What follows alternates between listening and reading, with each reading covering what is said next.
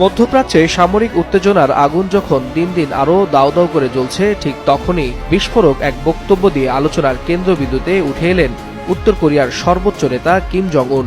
Iran Israel সংঘাতের টানটান মুহূর্তে সরাসরি ইরানের পক্ষ নিয়ে তিনি ছুড়লেন কঠোর হুঁশিয়ারি। প্রয়োজনে তেহরানকে ক্ষেপণাস্ত্র দেবে পিয়ংইয়ং, তবে একটিমাত্র মিসাইলই নাকি পৃথিবীর মানচিত্র থেকে ইসরায়েলকে মুছে ফেলতে যথেষ্ট।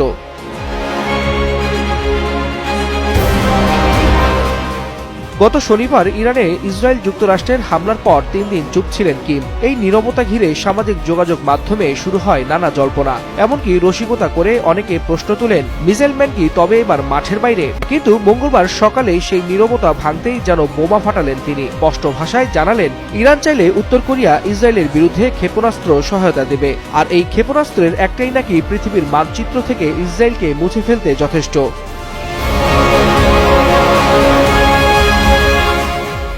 এই বক্তব্য মুহূর্তেই ছড়িয়ে পড়ে বিশ্ব মিডিয়ায়। একদিকে সমর্থকদের উচ্ছ্বাস, অন্যদিকে সমালোচকদের তীব্র প্রতিক্রিয়া। ফলে সামাজিক মাধ্যমে ঝড় তুলছেন নেটিজেনরা। কেউ বলছেন এটা কূটনৈতিক চাপ বাড়ানোর কৌশল, আবার কেউ মজা করে লিখছেন মামা কিম আবার খেলায় ফিরছেন।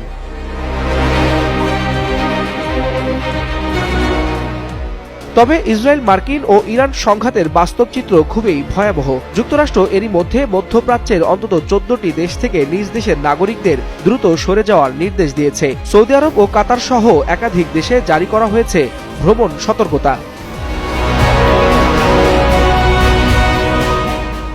এদিকে মানবাধিকার সংস্থাগুলোর তথ্য অনুযায়ী গত 28 ফেব্রুয়ারি শুরু হওয়া হামলার পর ইরানে এখন পর্যন্ত 1000-এরও বেশি সামরিক বেসামরিক নাগরিক নিহত হয়েছেন, যাদের মধ্যে আবার উল্লেখযোগ্য সংখ্যক শিশু রয়েছে।